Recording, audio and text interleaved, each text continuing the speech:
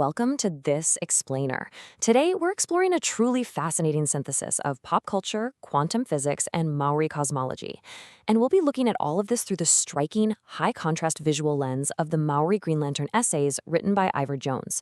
The whole design of his work uses these vibrant, culturally rooted colors, red, white, green, and black, and weaves together some seemingly totally disparate ideas into one unified theory. We're talking identity, resistance, the nature of time itself, and, crucially, how to fight modern political disinformation and far-right misinformation. So let's see how deeply all these ideas intertwine. Okay, let's dive right in with a pretty provocative question. How does the hit Netflix series Dark serve as a roadmap for understanding the fundamental nature of time and, more surprisingly, combating modern political misinformation? For those who haven't seen it, Dark is this brilliant German sci-fi show about interconnected families trapped in a tragic, multi-generational time loop. According to the author, the creators of this series accidentally dramatize the deepest truths of Te Maori, the Maori worldview, with just breathtaking precision. It essentially offers us a literal blueprint for understanding our own reality. Here is our roadmap for today. First, Netflix's Dark and Maori physics. Second, time as a 3D helix. Third, Whakapapa and quantum entanglement.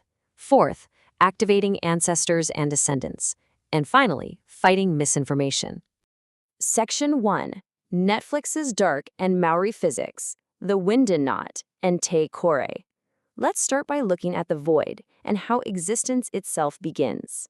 In Maori cosmology, existence begins in te kore. Now, this isn't defined as some empty, blank space. It's actually a void of pure, unbearable potential that precedes all existence. In the show Dark, there's a clockmaker named H.G. Tannhaus who tragically loses his family in a crash. The author explains that Tannhaus's overwhelming, boundless grief acts exactly like te kore. It's pure, raw potential.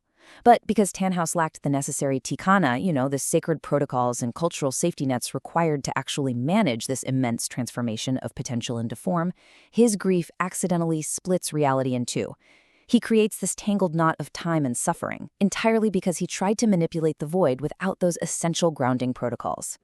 Section 2. Time as a 3D helix, the koru versus the line. Get ready, because we are leaving the idea of a simple straight line totally behind. Think about the linear Western view of time. You know the one, the past is behind you, the future is ahead. Contrast that with the Maori concept of wa. The author illustrates that Maori time is actually a three-dimensional helix, visually represented by the unfurling fern frond, or the koru. In this framework, you navigate forward while facing the past, the anamata. Why? Well, because the past is known. It's visible to you. The future, anamata, is at your back because it's unseen and unknown. Dark beautifully mirrors this with its intricate 33-year cycles. The characters aren't just stuck on a flat hamster wheel. They're moving up a 3D coil, constantly carrying the heavy consequences of the past into new, completely uncharted territory. And right within these complex time loops, we encounter the concept of Maori, or life force. Think about the first law of thermodynamics. Energy cannot be created or destroyed, right? This explainer highlights that in Dark, just as in Maori physics, Maori acts the exact same way. It is never lost. When characters travel through time or face devastating loss, their energy is conserved, transformed, concentrated, or passed forward. It perfectly expresses this fundamental law of physics as a lived spiritual experience. The profound energy of grief or love is simply reconfigured and injected straight into the next generation. Section 3. Whakapapa and quantum entanglement. Identity as a non-separable quantum state. This brings us to a truly mind-bending intersection between cutting-edge science and deeply rooted indigenous frameworks. Just look at this. This perfectly illustrates the remarkable one-to-one relationship between quantum computing and indigenous survival. In quantum physics, systems use what's called error correction to protect incredibly fragile data from outside noise. The author maps this directly onto Maori cultural practices, and it is fascinating. Let's walk through it. Think of redundant qubit encoding as speaking Te Reo Maori. The physical hardware, the actual physical substrate holding the data, maps to the marae, the meeting grounds. The protocols for error correction, that's tikanga. And the quantum register, which maps your exact coordinates in the universe, that is your pepeha. It is a highly sophisticated interlocking system literally designed to preserve identity against environmental interference. But what happens when that interference isn't just accidental background noise, but something deliberate? The author quotes quantum physics guides on decoherence. This is what happens when a beautifully coherent system breaks down and loses its quantum state because of a noisy, interfering environment. The author powerfully frames the historical colonial project in New Zealand, things like aggressive land confiscations, the active suppression of language, and forced urbanization, as a deliberate mechanism intended to cause the exact decoherence of Māori identity. He argues it was a structural attempt to break the quantum entanglement between the people, their land, and their ancestors. Section 4. Activating ancestors and descendants, the observers within you. So how does someone actually fight back against this decoherence? Let's explore the practical tools. The foundational idea here is that you are not just some isolated floating individual.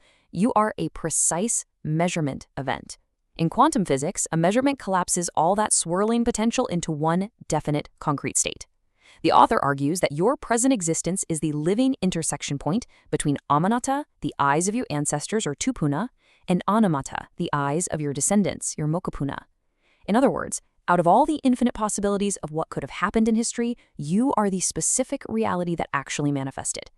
Your life right now collapses the superposition of all your ancestors' potential right into actuality. It's pretty amazing to think about.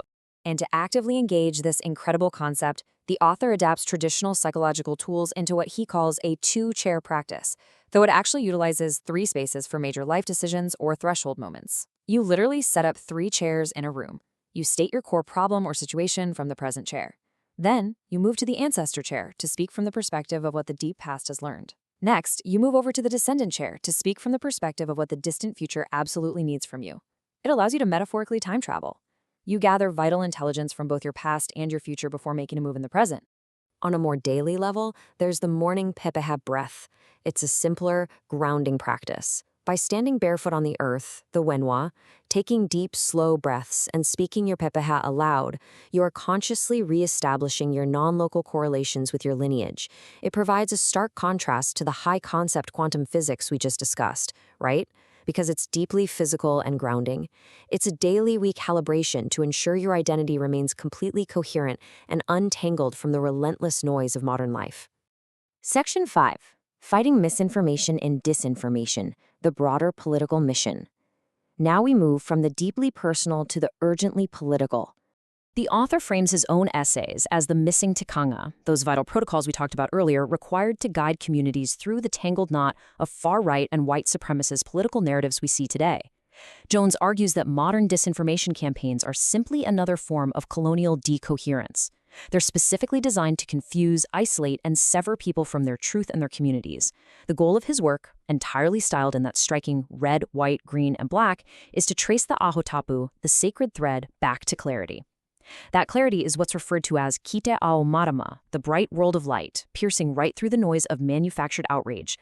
The essays present these specific tools for cultural resistance. The author argues that by tracing the sacred thread of history, naming the specific knots of damaging policies, and viewing modern politics through a multi-generational lens, communities can forcefully resist this decoherence. This framework argues that demanding accountability from the top down, while remaining deeply anchored in one's ancestral identity, is exactly how you dismantle far-right misinformation from the inside out. It's about advancing the koru, the helix, forward into the light, rather than getting trapped in a repeating, exhausting cycle of reactionary anger. And this brings us right back full circle to dark. Just as the main characters, Jonas and Martha, ultimately dissolve the knotted time loop to restore the natural, healthy flow of their world, applying these indigenous frameworks aims to return our society to a state of flowing Māori and absolute truth. The Māori creation chant ends with Tihe Māori ora, which translates to a sneeze of life bursting forth from the void. Delivered with real energy, it represents the vital life force returning, the knot finally dissolving, and the world breathing freely once again. Ultimately, this explainer challenges us all to ask a pretty profound question of ourselves. Whether you're navigating the complex sci-fi loops of a Netflix show, grappling with the mind-bending realities of quantum physics, or facing down very real political disinformation in your own community, what role will you play? Are you ready to act as that crucial measurement event? To untangle the disinformation of the present by drawing on the deep wisdom of the past? To ensure the absolute survival of the future? The knot is waiting to be untied. Thank you so much for joining me on this explainer.